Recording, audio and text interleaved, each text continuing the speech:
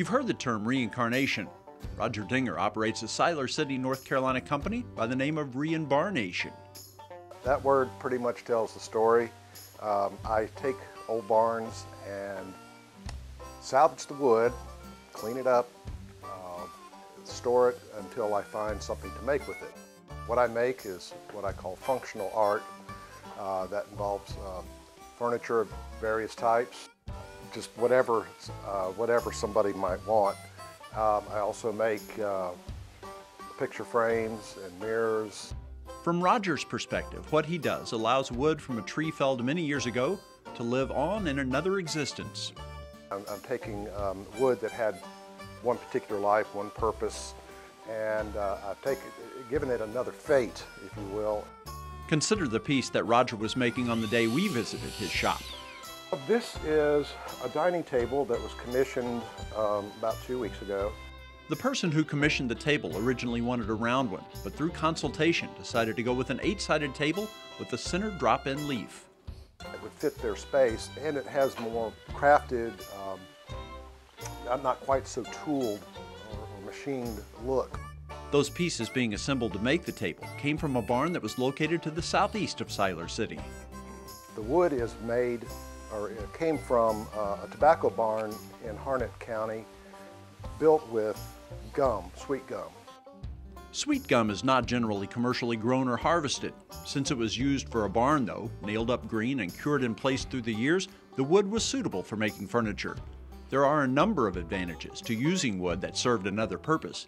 There is a distressed look without having to fake it.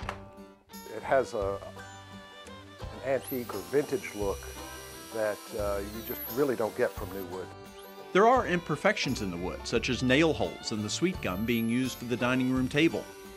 I rarely cut out any piece of wood because it's got a nail hole or anything in it. Actually, I prize those bits of history that remain in the wood.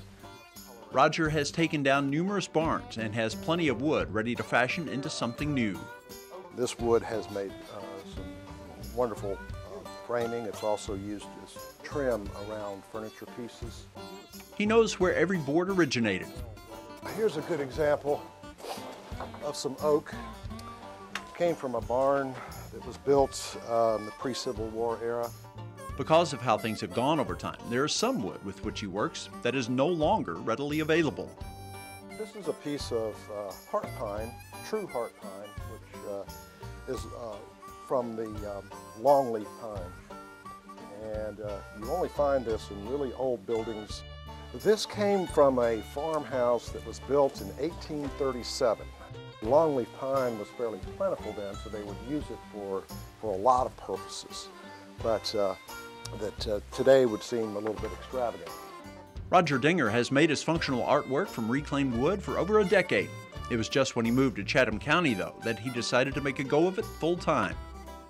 It just occurred to me one January, that was in 2007, that this is the time to give it a try. I always wanted to do it, I just never thought it would be possible. Like many others who turn a hobby into their vocation, it took time to figure out how to set the work schedule. I even tried to keep track of my time and how much time I had on each piece, and I gave up on that pretty quick. I come out here when I need to be here, and when I need to do something else, I go and do that. Another thing has changed with time, the way Roger discovers the barns from which he will salvage the wood. Especially when I first started doing this full time, I went out hunting barns. Do this kind of work long enough, and your reputation will grow. Word has gotten out about me and what I do, and so I get calls and emails from people offering me their buildings. Roger gets calls from all over the state with people letting him know they have a barn that will serve his purposes. He limits the distance he'll travel, though, and he doesn't have to go all that far. This is a very rural county, a lot of old farms, family farms, and I provide the service of getting the buildings out of the way and also recycling it. That recycling aspect has been a significant draw. They like the idea that the wood comes from old trees, from old buildings, and new wood does not have to be produced to make it. Customers can get a new piece of furniture, know that it didn't come at the expense of new trees being felled, and there's a history to the wood as well.